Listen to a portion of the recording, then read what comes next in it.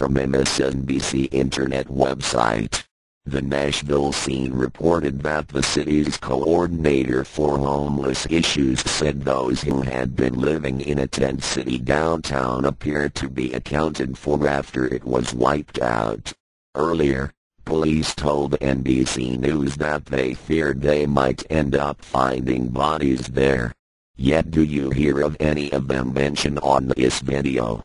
If you ask me, the unemployed living in tents are not important, otherwise they would have said something unless they were told not to. Perhaps the censorship felt it would be too painful for us to think about, or that it just wasn't good enough to mention. Now one has to ask, where are they now? Will they be taken care of, and by who? Reporting America's story, NBC Nightly News with Brian Williams. From New York City, we turn our attention to Nashville, Tennessee. Tonight, the death toll there is staggering. We know at least 29 people are dead from those torrential rains and tornadoes that stormed through the South over the weekend. And now, as the water recedes, that number could get even higher. The financial loss, still unknown, but it too will be staggering. Our own Ron Mott remains in hard-hit Nashville tonight. Ron, good evening. Ryan, good evening to you. Officials say they will continue looking for possible victims from this widespread flooding as the swollen Cumberland River behind me finally retreats, leaving behind a huge mess. Overhead, the flood's destructive and deadly reach is still obvious. Airplanes grounded underwater. So too the Grand Ole Opry and Opryland Hotel, with financial losses around Nashville expected to reach tens, if not hundreds of millions of dollars. The expansive Opryland, which could be shuttered for months, is key to convention and tourism revenue here. Close to 3,000 hotel rooms just at this location, now closed for repair. On the ground in one neighborhood, the toll is harder to quantify, yet easy to see, as residents anxious to check their damaged homes are left to wait for the coast to clear. Today, Jorge Barriga at least got inside his house, but didn't find much to salvage. We lost everything. But anyway, I'm happy because I have my family. Like many families, the Barrigas don't have flood insurance. Proud to live that house over there, and it's the worst thing I ever seen, man. Nor does this couple. No time, really. They just moved in. We just moved in here Friday. And then Sunday night, the police drove up and down here saying you need to evacuate. Downtown, scores of businesses remain closed while flooded streets slowly resurface. And now that the cleanup is underway, city leaders are already trumpeting a comeback. We're going to get over this as relatively quickly.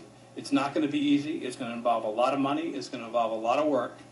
But we'll get it done. And one of the things they would like to get done is to restore power to about 3,500 customers downtown.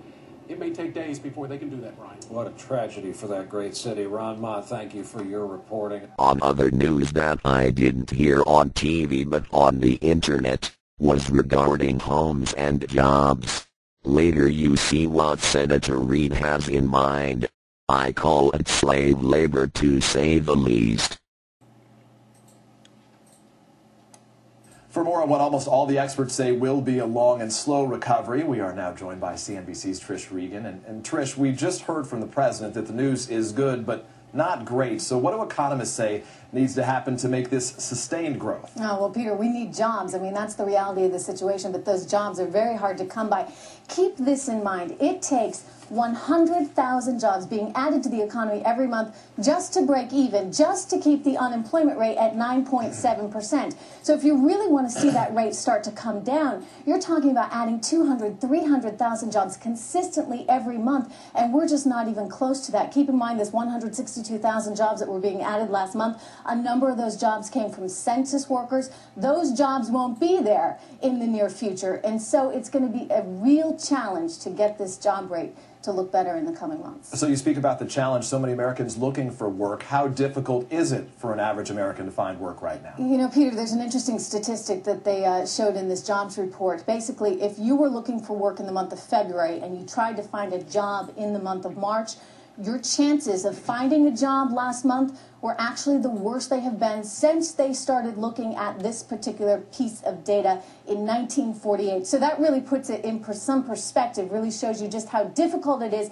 how discouraging it is for workers. And of course, everyone hopes that it will get better soon, but we will have to see. Yeah, still a lot of sobering economic news. Trish Regan from CNBC. Trish, thanks so much. You bet. About the foreclosure crisis, the crisis in the housing sector continues to pile up. Those record numbers just got a lot bigger, exacting a huge national cost. Our report tonight from Diana Olick. Please keep your place in line. In Miami, thousands of desperate borrowers lined up overnight for a chance to modify their mortgages. I'll get my interest rate lowered. This is our third time we're trying. I want to keep my home. Fully 1 year after the government launched its $75 billion mortgage bailout program, a new report today shows more than 250,000 homes were repossessed by banks in the first 3 months of this year, up 35% from a year ago. In an odd way, the loan modification programs are actually causing part of this spike in foreclosure activity. As homeowners fail the loan modification trial programs, they're put right back into foreclosure. And another report from the TARP watchdogs says the government is not getting ahead of the problem. We're late. We're behind the curve in a serious problem in the real estate market. Of the nearly 7 million delinquent borrowers nationwide, just 231,000 have received long-term lower monthly payments. Just 3 weeks ago, the government announced it would offer banks cash incentives to lower the principal on troubled loans. The big banks all signed on, but then this week blasted the policy. Broad-based principal reduction could result in decreased access to credit and higher cost for consumers. And some argue pushing too many of these borrowers into modifications just delays the inevitable. Some number of people cannot stay in their homes. They can't afford them. And we need to make those determinations and say, look, this was always more house than you could really do on your income. I feel a load coming off my shoulders already. Back in Miami, Peter Cardenas, who owes twice as much as his house is worth, is hoping to get his loan reduced. If they can work something out with me, I know I can get back on my feet financially. And more Americans are getting in line. Diana Olick, CNBC, Washington.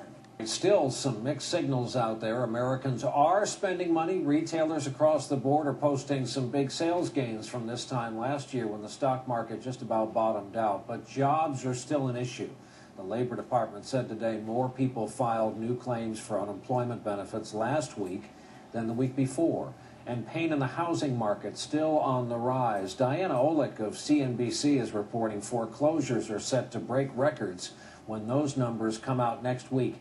In the hard-hit state of Florida alone, almost 20% of mortgages are now delinquent by 90 days or more. Few of those ever come back. Okay, so what does Harry Reid's office have to offer in regards to those who need jobs? Well, like I said, socialism is my thinking. He wants to take a two-stone solution. He believes that this idea is ideal for this problem. I don't feel this is the correct way to handle two birds with one stone.